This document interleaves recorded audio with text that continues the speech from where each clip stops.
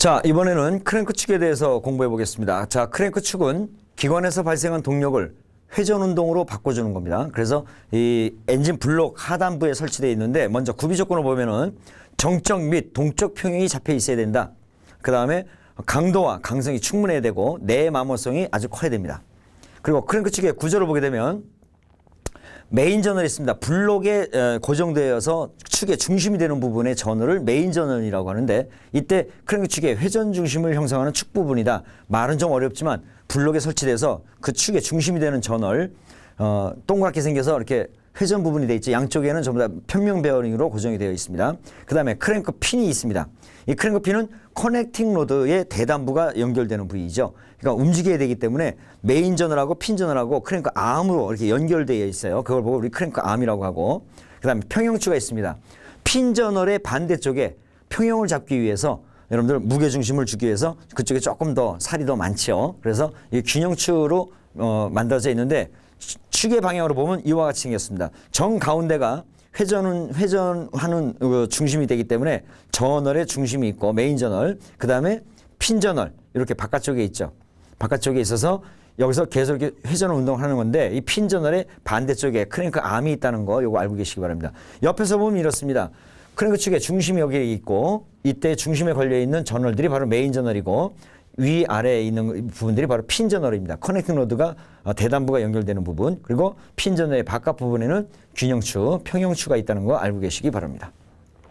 그리고 이 크랭크 축은 이 오일 구멍들이 있는데요. 이 블록 사이에 이 회전 운동이라든가 마찰이 일어나는 모든 부분에는 엔진 오일이 다 곳곳에 갑니다.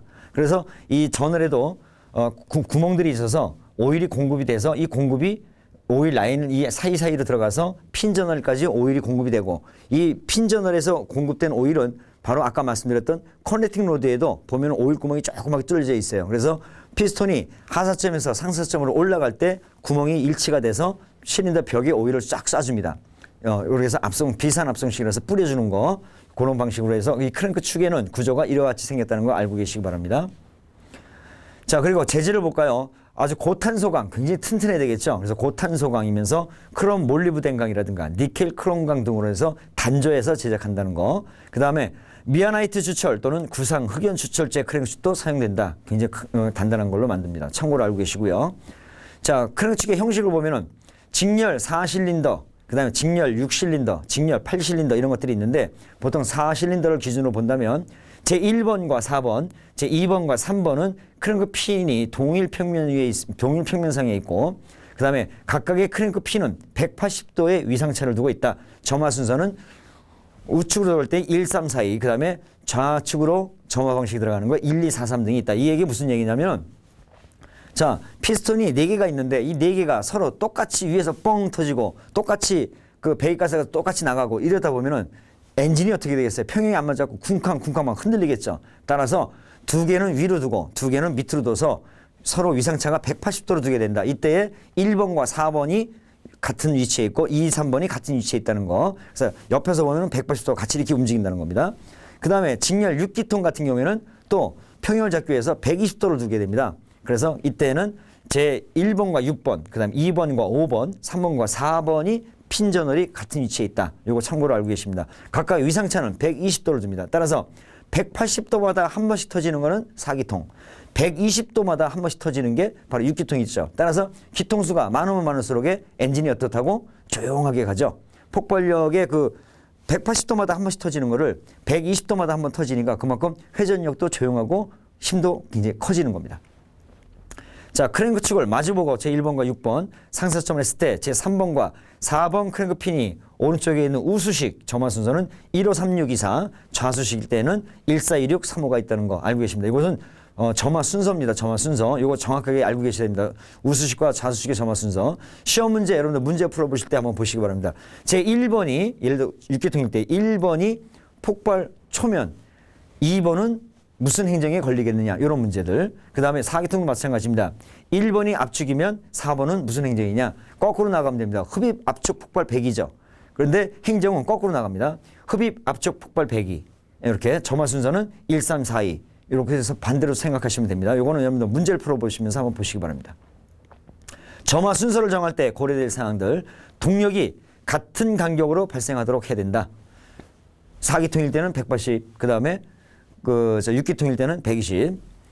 그 다음에 크랭크 축에 비틀림 진동이 발생하지 않아야 된다. 그 다음에 인접한 실린더에 연이어서 폭발이 발생하지 않는다. 이게 뭐냐면 1번이 터졌어요. 그러면 바로 2번이 터지고 3번 터지고 4번 터지고 이렇게 하면 안 된다 이거죠.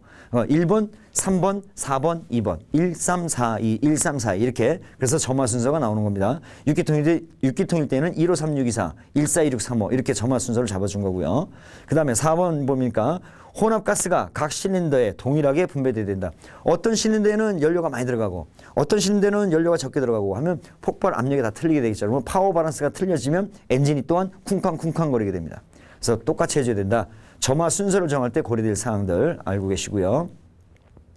자, 크랭크 축도 이렇게 해서 정확하게 맞는다 하더라도 간혹 사용하다 보면 다른 내용으로 인해서 폭발력이 또 틀려질 때가 있어요. 그래서 우리가 정비를 할 때 파워 밸런스를 상당히 중시해서 잘 보는데 하다 보면 출력 자체가 각 실린더마다 조금씩 틀려지거나 압력이 틀려지거나 하다 보면 이 크랭크 축도 휩니다.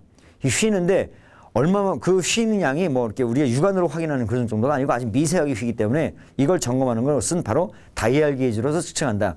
메인 저널 양쪽에다가 V 블록을 놓고 정중앙에 가운데 메인 저널에다가 다이얼 게이지를 설치해서 한 바퀴를 돌려봅니다. 한 바퀴 돌려보면 항상 휘었다는 것은 수선에 대해서 한쪽으로 휜 거기 때문에 한 바퀴를 돌려보고 나면은 게이지는 총 움직인 양이 나오게 되겠죠.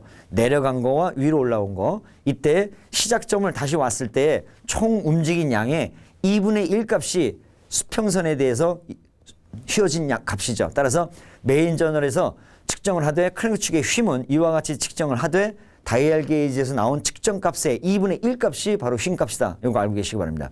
휨의 한계의 값은 크랭크 축의 길이가 500mm 이상일 때는 0.05mm고 500mm 이하짜리는 0.03mm가 넘게 되면 불량으로 간주해서 수정을 하거나 또는 교환을 해주거나 하게 되는 겁니다.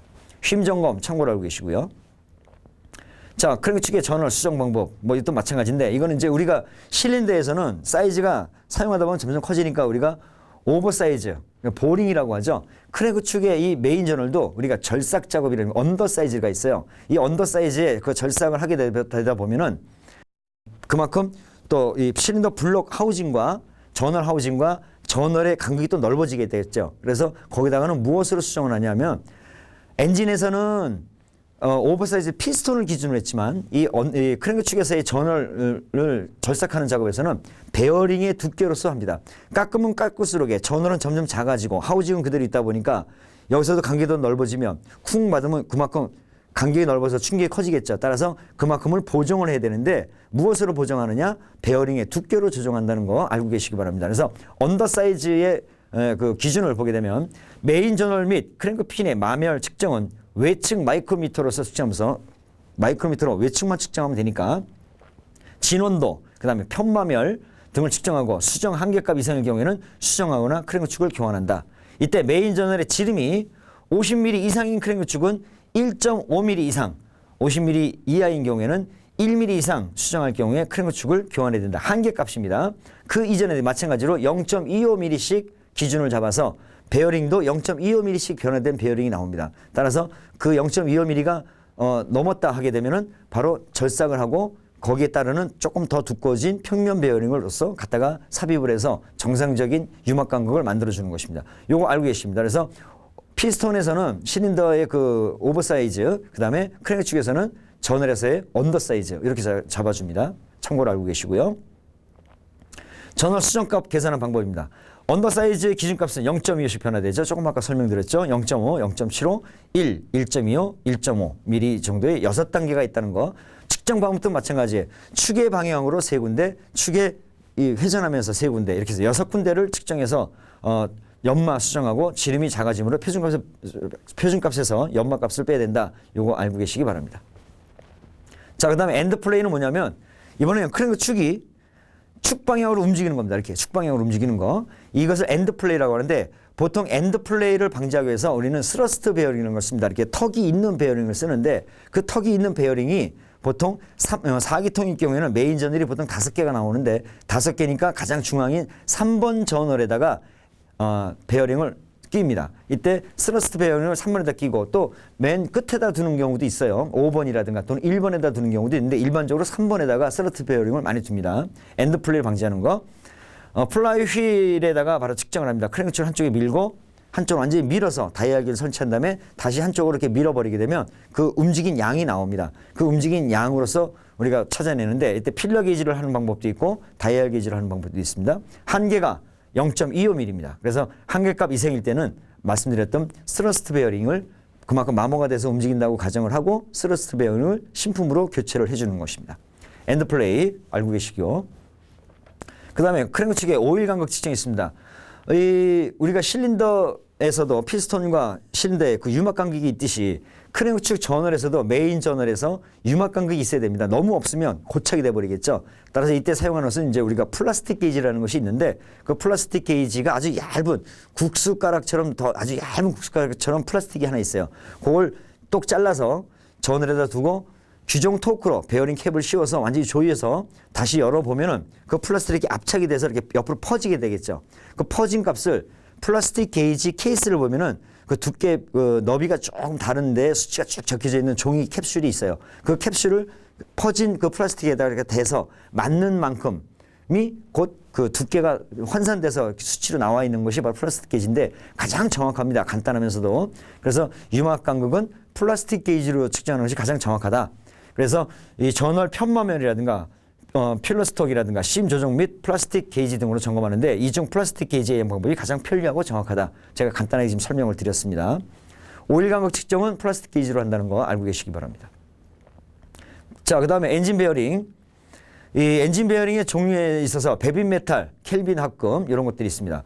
그래서 베빈메탈은 주석, 안티몬, 구리가 합성된 것이고 특징은 취급이 쉽고 매입성, 길드립성, 내부식성이 크지만 고온 강도가 낮고 피로 강도, 열전도성이 좋지 못한 것이 바로 베빈메탈입니다.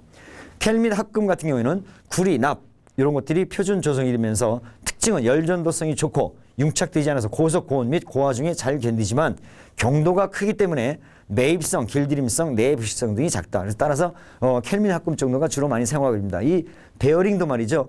이 매입성이라는 게 뭐냐면 그 불순물이라든가 이런 것들이 있으면 스스로 이렇게 끌어안아야 돼요. 그래서 자기가 이렇게 파고 들어와서 그것이 긁힘의 현상이 일어나지 않아야 된다는 겁니다. 따라서 이렇게 그 충격도 받아야 되고 그다음에 매입성, 길들임성. 우리가 왜 신차 나오면 길들인다고 하죠. 베어링의 어떤 그 딱딱한 부분이라든가 각종 그 금속의 그 거친 부분들이 좀 매끄럽게 만들어져야 된다는 그런 걸 갖다가 우리가 길들임성이라고 하는데 이런 것들을 좀 알고 계시고요. 베어링의 종류, 베빈메탈과 켈빈 합금 종류에 따른 겁니다. 알고 계시고 베어링의 구조가 또 시험에 자주 나옵니다. 자, 이렇게 하우징이라든가 저널 캡이라든가 이런 것이 있는데 여기에 둥그런 저널을 크랭크축을 얹었을 때에 그때 그 사이에 그 베어링을 끼우는 것을 우리 평면 베어링이라고 하는 것이 바로 크랭크축 베어링입니다. 원형으로 만들 수가 없죠. 이렇게 꺾어 있다 보니까 암이 있다 보니까 그래서 이렇게 두 개의 분할로서 만들어집니다. 이 두 개의 분할로서 만들어 주는데 하우징의 베어링을 아주 똑같이 만들어서 딱 끼워놓게 되면 조립을 할 때 어떻게 되겠어요? 쑥쑥 빠지죠. 따라서 이 하우징의 그 지름보다 베어링의 지름을 조금 더 벌리게 해서 길어서 끼우게 되면은 압착력으로 인해서 딱 달라붙게끔 만드는 거. 자, 내용을 볼까요? 베어링 크러쉬와 스프레드가 있다는 거 기억해 두시기 바랍니다. 먼저 크러쉬는 뭐냐면 베어링의 바깥 둘레와 하우징 안둘레와의 차이를 말합니다. 그래서 갖다 끼우면 요 위가 약간 조금 더 나와 있죠. 이렇게 조금 더 나와 있습니다. 그래서 이것이 비로소 조립을 해서 볼트를 조이면 압착으로 인해서 제 사이즈를 딱 자리 잡아가는 거. 그래서 하우징의 안쪽 둘레보다 베어링이 끼웠을 때 바깥 둘레가 조금 더 이렇게 쭉 나오는 거. 이걸 갖다가 우리는 크러쉬라고 합니다. 크러쉬.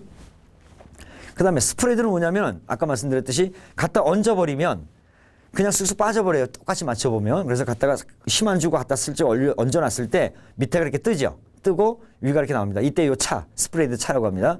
베어링 하우징의 지름과 베어링을 끼우지 않았을 때 베어링 바깥쪽 지름과의 차이를 우리는 스프레드라고 합니다. 크러쉬와 스프레드 정확하게 기억해 두시고요. 이거 시험에 자주 나옵니다. 그림으로 또 시험 자주 나와요. 이거 알고 계시고요. 크랭크 쪽 베어링의 구비 조건을 보겠습니다.